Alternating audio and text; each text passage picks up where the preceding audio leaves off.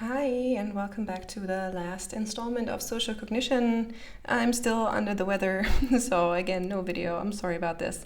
But let's talk about approach and avoidance. Why don't we? So in this last lecture, what are we going to speak about? We will talk about some philosophy to get started. We'll talk about some Nietzsche, and we'll talk about some Freud.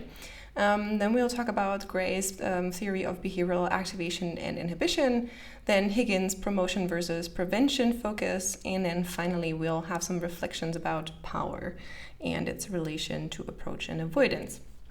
So I think this is overall going to be a rather short lecture, but it's actually densely packed, in particular with some of the philosophy bits, so I think that's fine. Plus, you have lots to do for the last lecture, the one on nudging and value-focused thinking, so I'm reasonably sure that you have enough to do. So let's get started with some Nietzsche. Why don't we do that? So how does Nietzsche's philosophy relate to the idea of approach and avoidance? Well, in his genealogy of morality, he writes or posits that humans approach what they want and they avoid what they don't want as kind of basic driving forces of human action. And this idea that there's approach and avoidance, however, is not synonymous with the idea of pursuing pleasure and avoiding pain. So it is rather characterized as a kind of a pre-affective stage. So it's not so much about pursuing good outcomes versus avoiding bad outcomes, but it's more about the desire.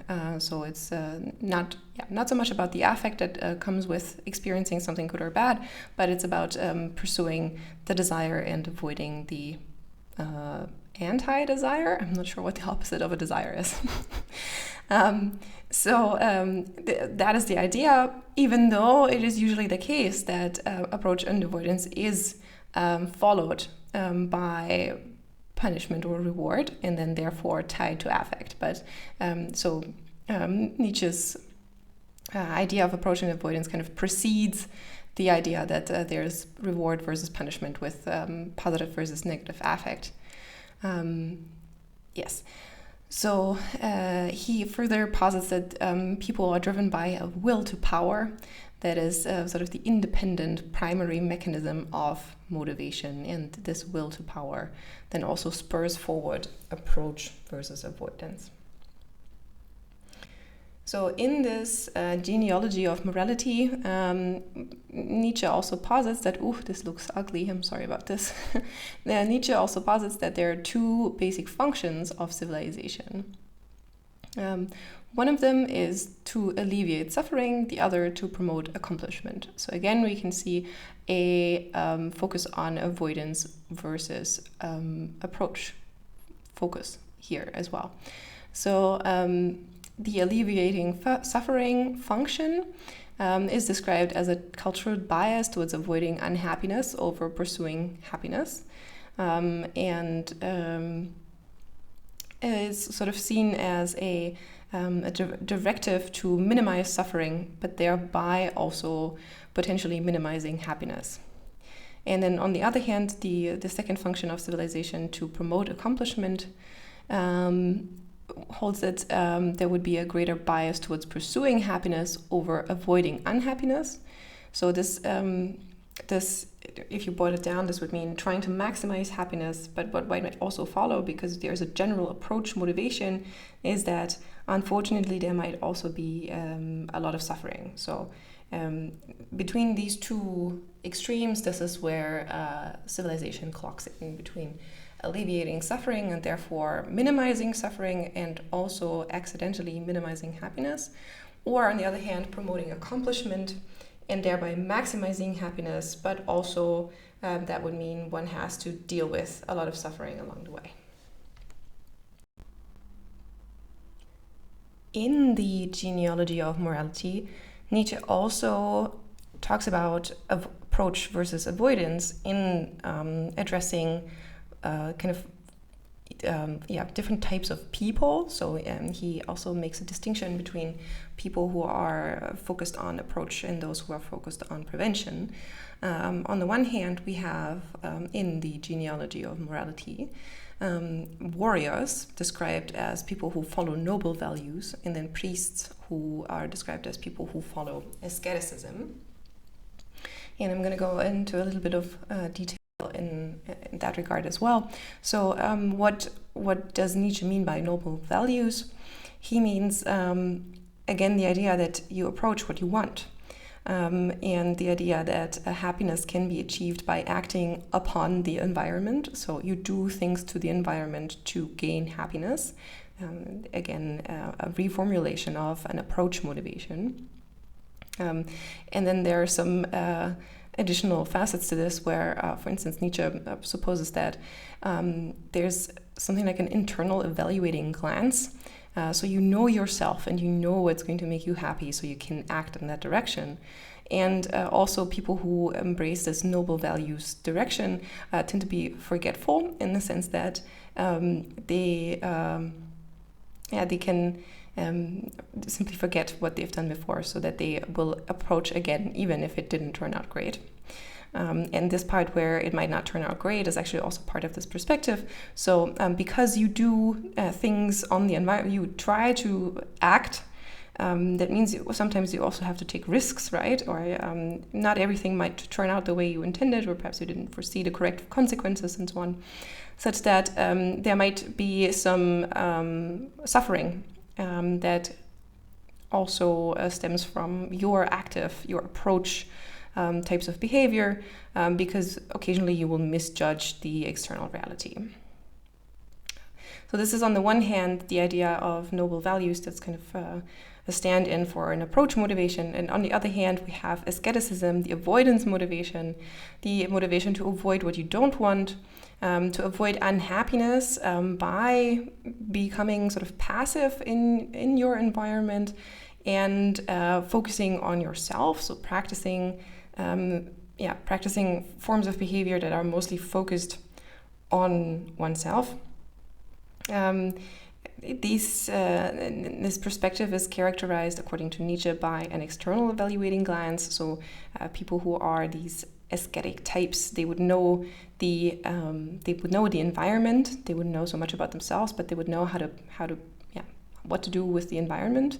And this asceticism is also characterized as ruminative, so there's lots of thinking and trying to weigh one's options in order to really make sure to avoid unhappiness. What again also falls out kind of as a negative side effect by trying to avoid unhappiness so much, this might also mean that there's only limited happiness that can be achieved, because, well, you simply have limited control over what you can do, and in the end that might mean your action space is kind of so small that you can't do the things that you actually might make you happy.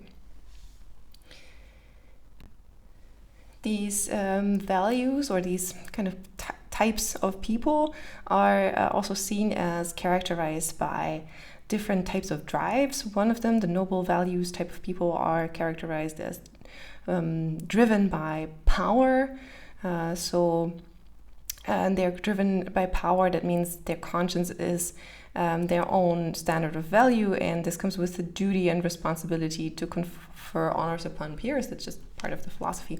And then on the other hand, we have asceticism, that's largely supposed to be based on Schuld or guilt, where breaching society's rules leads to feeling guilty, and this comes then with the duty and responsibility to carry one's debt.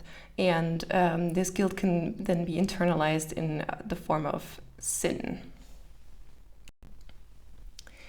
In the end, what falls out of these characteristics of noble warriors versus ascetic priests are quite different types of people. So noble warriors, or people who embrace noble values, are seen as people who have a positive view of the self, who distinguish good versus bad, and who externalize their failures. They are self-affirming and shockingly cheerful, as Nietzsche would put it. And on the other hand, the ascetic priest type of people have a negative view of others. They distinguish between good versus evil, and would internalize failures. They would have something like neurosis going on and perform self-punishment. So this is one early, so 1887, you can see it in the reference in the bottom, one early version of talking about approach versus avoidance motivations in Nietzsche's Genealogy of Morality. Another place where we can find hints at approach versus motivation. Another early text would be Freud, 1929, in the text Civilization and Its Discontents, where he proposes that there is a pleasure principle that dominates the operation of the mental apparatus from the start. So all motivations here are focused on pursuing affective states, and that is already a difference to the Nietzsche philosophy that we talked about before, right? That Nietzsche rather spoke about pre-affective motivations, and now Freud thinks or posits that motivation is specifically directed towards achieving effective states or avoiding them. Here's a quote from the text. It goes, people, they strive after happiness and wish to remain so. This endeavor has two sides, a positive and a negative aim. It aims on the one hand at an absence of pain and unpleasure, and on the other at the experiencing of strong feelings of pleasure. In its narrow sense, the word happiness only relates to the last. In conformity with its dichotomy in his aims, man's activities develop in two directions, according as it seeks to realize in the main or even exclusively the one or the other of these aims. So these are also formulations of approach versus avoidance, right? Avoiding pain, striving for the absence of pain and unpleasure, and on the other hand, striving for strong feelings of pleasure. So in the Freudian text, we have these two perspectives, the approach motivation to pursue happiness and the avoidance motivation to avoid unhappiness. So let's first take a look at some more details of how Freud characterizes this pursuit of happiness as a passionate striving for a positive fulfillment of happiness. He would posit that happiness and unhappiness relate to presence or absence of positive affect. So like I already hinted at before, this is a big difference between Nietzsche and Freud. Freud would posit that happiness is more difficult to experience, in particular because there's a relative contrast that is important to experience rather than a stable state. So the idea here is that you sort of can't tell how happy you are unless you are occasionally also unhappy. So basically, you don't know what you have unless you use it. You lose it, right? This would be another way of phrasing this. This pursuit of happiness is occasionally also phrased as a preferably sudden satisfaction of needs. So it's very focused on a desire to, let's say, even consume happiness and an unrestricted satisfaction of every need. A very hedonic perspective. And on the other hand, the avoidance motivation, avoiding unhappiness, here Freud formulated that the goal is kind of like akin to a weary resignation. So unlike the passionate striving for positive fulfillment, avoiding unhappiness is kind of a sluggish, slow, already an unhappy way of approaching life, basically, to escape pain and to survive suffering. And in this view, it would be that happiness and unhappiness relate to the absence or presence of negative affect. So it's not so, again, this is the difference to Nietzsche, but it's not so much about experiencing positive affect as the pursuit of happiness perspective, but this is about negative affect. This is focused on avoiding negative affect, or sometimes failing to avoid negative affect.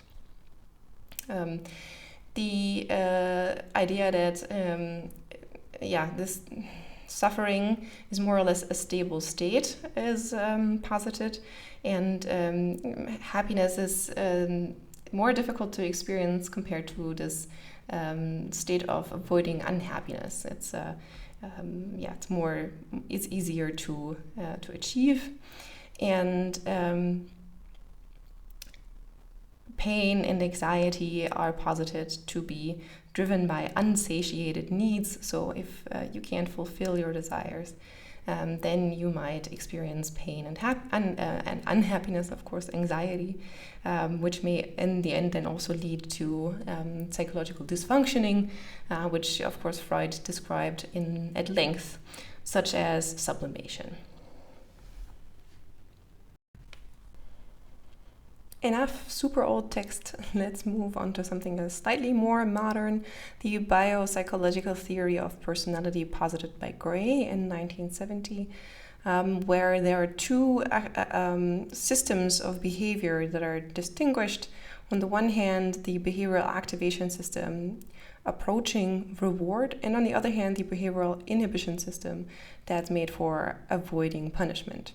And Gray posits that these two systems, the BIS, the behavioral inhibition system, and the BUS, behavioral activation system, are even represented in distinct brain systems, and that's why it's a biopsychological theory of personality. So let's talk more about what these two things are, these two systems.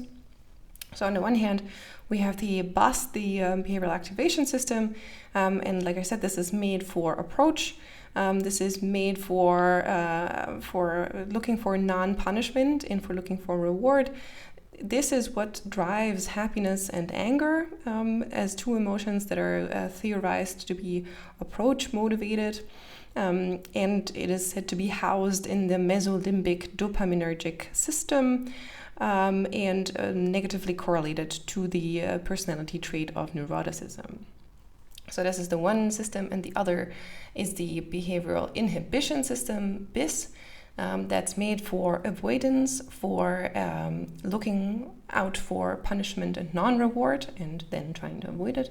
And this is what drives emotions like fear, sadness, and disgust.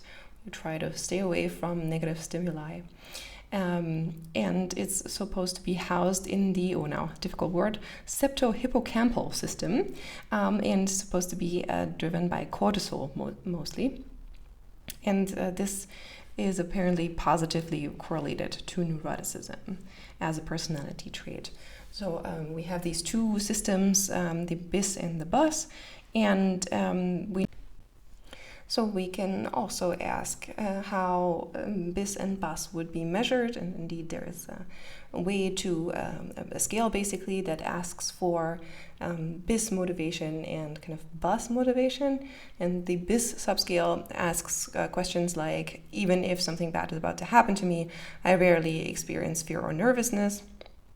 And then there are 3 subscales for the BUS system, for the approach system. One of them is about drive. It's questions like, I go out of my way to get things I want. One of them is about reward responsiveness. When I'm doing well at something, I love to keep at it.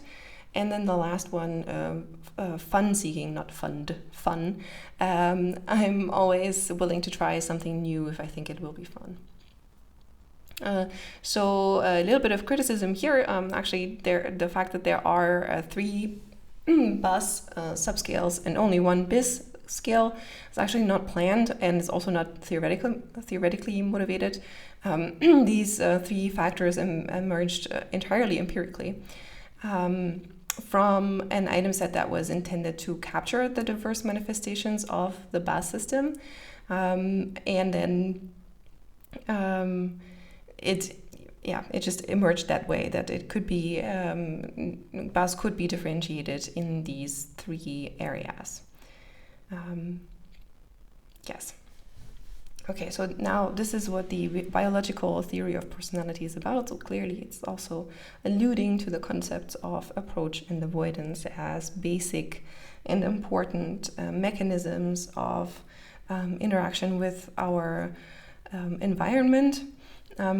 It is therefore one of the key theories about inhibition and activation. The second key theory about it in modern psychology is the regulatory focus theory by Higgins from the late 1990s. And let me talk to you about regulatory focus then. So the idea here is to go beyond pleasure and pain. And there's a quote from Higgins that describes this rather well. It goes like this: People approach pleasure and avoid pain to discover the true nature of approach avoidance motivation. Therefore, psychologists need to move beyond the hedonic principle to the principles that underlie the different ways that it operates.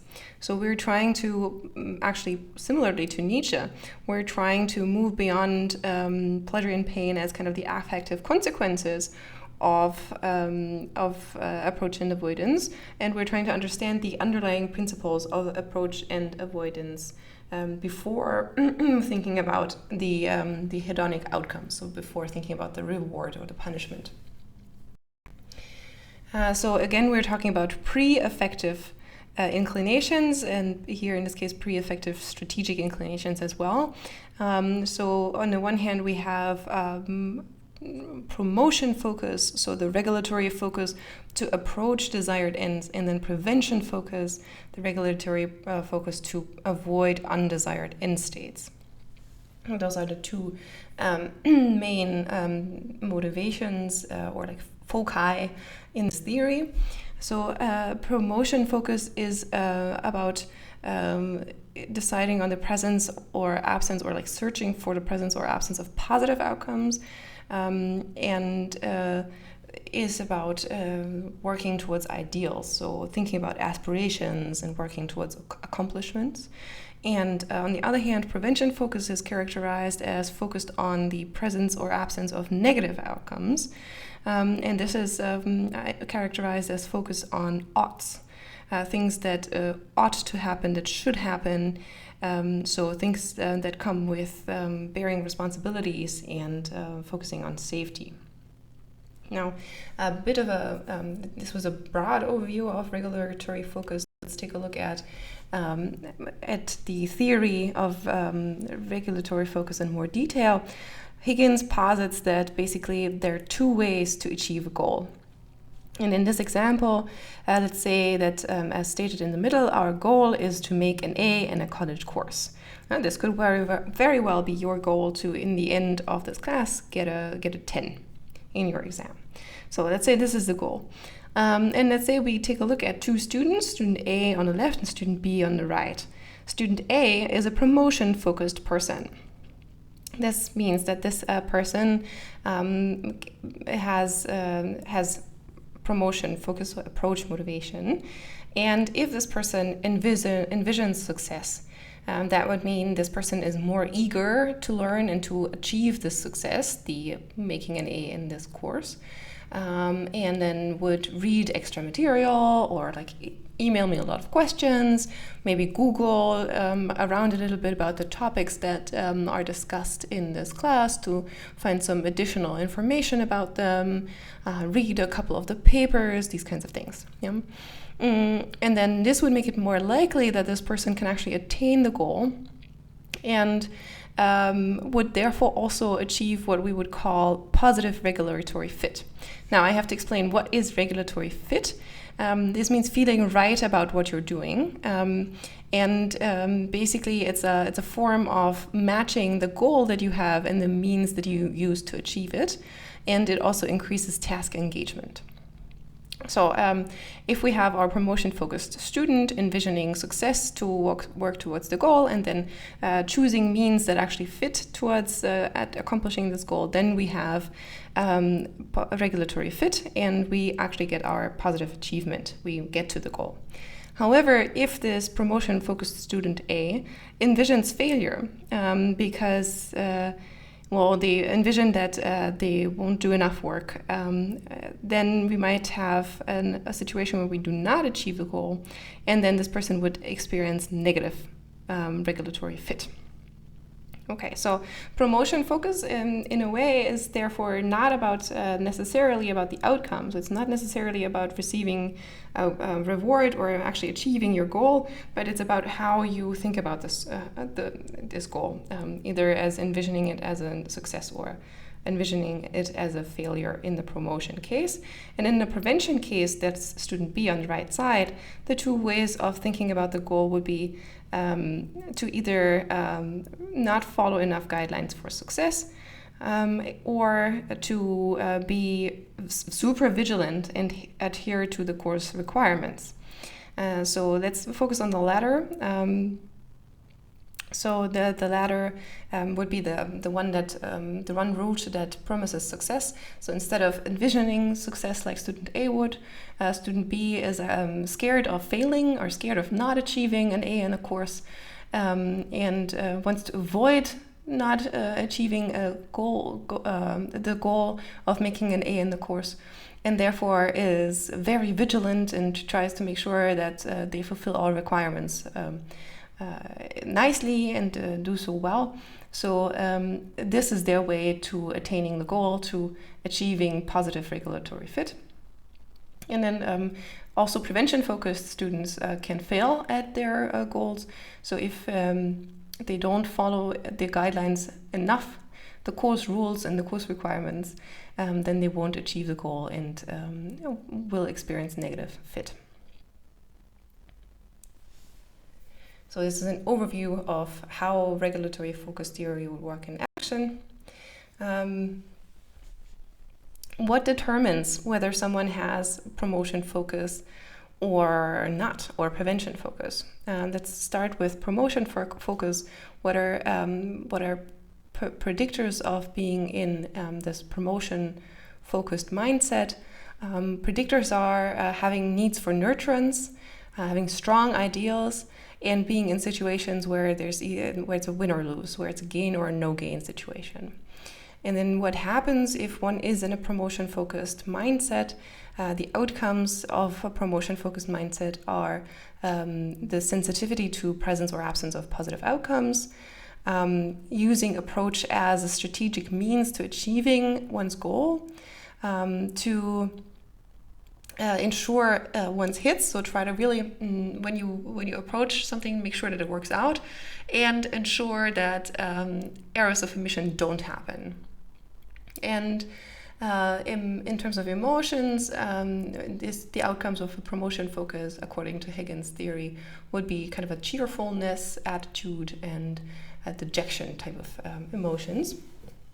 So this would characterize promotion focus, both the antecedents and the consequences. And for prevention focus, the antecedents are also postulated as threefold. So why, how do people get into prevention focus? It happens when people have high security needs. They're focused strongly on oughts. They're focused strongly on norms and things that they should do, on the rules and regulations. And in situations where it's about not losing or losing for them. So it's not about winning, but it's about not losing or losing. And this then promotes the subscription to prevention focus. And what are the outcomes of prevention focus? So the consequences on the right side. Someone who is in prevention focus mode would be more sensitive to the absence or presence of negative outcomes, not positive outcomes, would use avoidance as a strategic means to achieve their goals, and would ensure correct rejections and ensure against errors of commission. So you want to make sure to correctly reject things that would be causing you harm and to not do anything that would cause you harm, right? This would be an error of commission. Do something that would be bad for you instead of waiting it out. And the emotions are supposedly on kind of a quiescence, agitation sort of spectrum, according to this theory. We can also measure promotion versus prevention, and here we have available two ways of measuring them. One is focused on the trait. What kind of a person are you usually? Overall, so it's basically seen as kind of a personality trait, where promotion focus would be questioned with things like, I feel like I have made progress towards being successful in my life. And then on the other hand, prevention focus as a trait would be asked for by, for instance, questioning if participants think that not being careful enough has gotten them into trouble at times. And on the state level, so not regarding stable personality traits, but rather as a situation-based response, the promotion state could be questioned for by telling participants to think about something they would ideally like to do, think about a hope or an aspiration that you currently have. Please list a hope or aspiration below, and then this would be how you put people in the state of being focused on promotion. And putting people in a state of being focused on prevention, for instance, would work like this. So please think about something you think you ought to do. In other words, think about a duty or obligation that you currently have. Please list the duty or obligation below. So in sum, our regulatory focus theory is focused on promotion versus prevention. This is pre-effective, so it's not only about the outcomes, the hedonic principle that people try to avoid punishment and seek out praise, but this is about the underlying principles of why this approach versus avoidance motivation occurs because of promotion versus prevention focus, which is based on, as I described before, the specific antecedents and then also has specific consequences. Finally, let's talk a little bit about how power plays into promotion versus prevention, or other approach and avoidance. I'm sorry. Let's talk power as an interesting application of this idea. So Galinsky and colleagues posited that power, basically, if you simplistically think about it, give someone power and they will show some action. And if they don't have power, they won't do anything. And that's the idea of this line of research that I want to talk to you about. So if someone is powerful or in a powerful state, then they would be more likely to approach rewards. So they would be less dependent on others for acquiring and maintaining social resources. This powerful state would activate the behavioral activation system. There would be less negative affect and more extroversion, higher sensitivity to rewards, reduced adherence to social norms, and less deliberation compared to someone who is in a powerless position or perceives themselves to be powerless, and then this person would try to avoid threats and be focused on kind of inhibition. So that's how power comes into play in the approach versus avoidance system according to Galinsky. Let's look at an experiment where this was put to the test. So the question here is, if we put people in different states of power, will they then show different approach versus avoidance? And in our first experiment that we will look at here, there was a group task with high versus low power motivation, high versus low power manipulation. So in the higher power condition, participants were told that they were the manager in charge of directing their subordinates to build a structure from Legos. And in the low power condition, participants were the followers who were asked to carry out the manager's instructions. And then subsequently, participants played a round of blackjack. And our dependent variable here was the number of cards taken in the blackjack game. So why blackjack? Take a moment to think about this. The question here is, how many do people approach basically the goal of winning, or do they try to avoid it And if they are in approach motivation, then they should be taking more cards, right? If they are being avoidant, they don't want to get over the number line, the magic 21 threshold, then they should be avoidant and take less cards. So this is experiment 1, and then we have experiment 2 with a similar idea. Here there was a memory task and a resource allocation task. And again, we had a high versus low power manipulation. In the high power condition, participants were asked to recall an incident where they had power over others. So we have some autobiographical recall task here. And then they were, this is the allocation task that follows, asked to allocate lottery tickets for a $300 prize to themselves and a partner. And in the low power condition, participants were asked to recall an incident where others had power over them.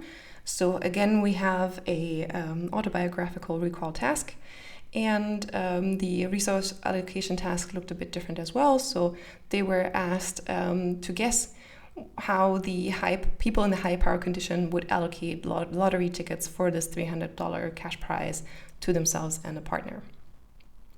But actually the dependent variable here was action taken on a fan that was turned on high and aimed right at the participant. So the idea here is that this is actually pretty annoying and very uncomfortable if you have a fan that's just focused at you. We can see how many people intervened and turned the fan away to make themselves feel better.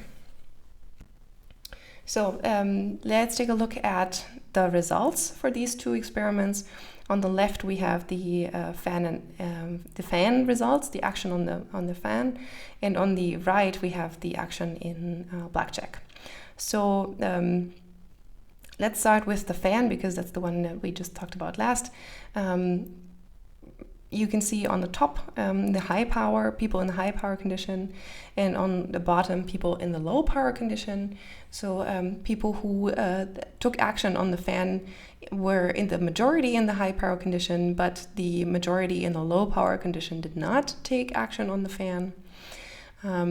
So this would be in line with our expectation that people are more in an approach motivation when they are an approach mindset, let's say, when they're powerful compared to powerless. And then for the blackjack results that we have on the right, again, we have the vast majority of people in the high power condition on the top being active and taking more cards, while in the low power condition on the bottom, we have almost half of people not doing anything or like being less active, taking less cards, fewer cards, and therefore this also fits with the hypothesis that power promotes the approach motivation. Okay, so last experiment with regard to looking at the relation of power and approach versus avoidance. Experiment number 3, where we will have, again from Galinsky et al., a high power condition, low power condition, and a control condition. In all 3 cases, we have a memory task. So in the high power condition, participants were asked to recall an incident where they had power over others. We already know this is an autobiographical memory task. In the low power condition, autobiographical recall for where they were in a position where others had power over them. And then in the control condition, they were just asked to recall what they did yesterday. So that should be a neutral event. And the dependent variable in this case was the consumption from a common pool in a commons dilemma, or the contribution to a common pool in a public goods game. What a public goods game is, you already know, but let's talk a little bit about what a commons dilemma is. Think about it like this. So there are many resources in our environment where there is a fixed amount to this resource. So for instance, the amount of, let's say, water that's available, or electricity that is available to everyone, and the existence of this thing depends on people not consuming too much. So if most people are reasonable about how much they consume, these resources will work themselves out and they'll be continuously available. But if enough people consume too much, they will exploit the resource and the resource will cease to exist. So obviously, the less each person consumes, the more there is for everyone. But it is possible that people consume so much that nothing is left for anyone, including themselves. So overfishing, for instance, would be an example where we fish so much that in the end there are no fish left. So each person must decide whether to take from the resource, and if so, how much to take. And the common pool dilemma, therefore, the commons dilemma, therefore represents many such examples. It's an economic game that represents these real-life problems like overfishing, exploiting the environment, and so on. And the public goods game, you remember, this is the situation where you can contribute to a common pool, and your contribution will then be multiplied by a certain factor and split. The contributions of all members will be multiplied and split equally among the members, independently of how much they had contributed originally. So that means it's individually rational not to contribute anything and to free ride, and rather just cash in the money that will be shared because the other people have contributed something. But the collectively rational thing is for everyone to donate everything or to invest everything into that common pool, so that it can all be multiplied and then be paid out to everyone. Okay, so that was the experimental design. Now let's take a look at the results. What do we have here? So in the, let's first look at the control condition. We have the points contributed to the public goods games, or the points taken from the commons dilemma. In the control condition, as our baseline, you see that on average 4 points were contributed to the public goods game, and almost 7 were taken from the commons dilemma. And in the low power condition, it actually looks really similar to the control condition, right? So there doesn't seem to be much of a difference. Perhaps levels of contributing and taking are a little bit lower even.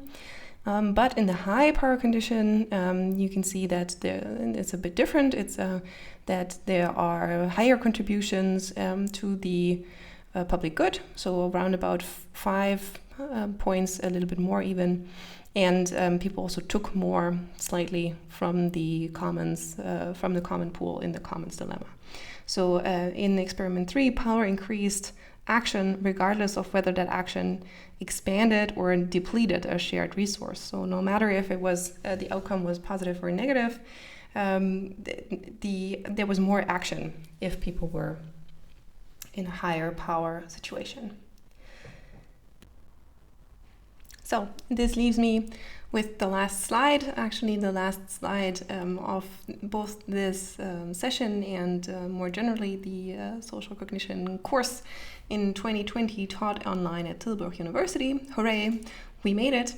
What we talked about in this session was Nietzsche's theory on noble and aesthetic values and Freud's ideas on pursuing happiness versus avoiding unhappiness, both consulted as philosophical basis for our idea that there is approach versus avoidance motivation. And then we turned it to the psychological evidence evidence and theory to study approach versus avoidance from the perspective of psych.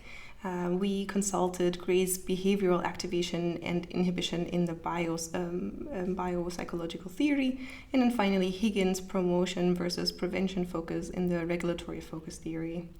And last but not very least, we looked at some fun studies, creative studies that honestly I'd like to see some replication of on power and how power affects the approach versus avoidance motivation. So that's it for this session and more generally for social cognition. Thank you so much for taking this course. I hope that it was educational for you, and I wish you much success with both the exam and your future endeavors. I hope you stay safe and stay healthy, stay sane in this strange time. And much success for your future endeavors. Take care.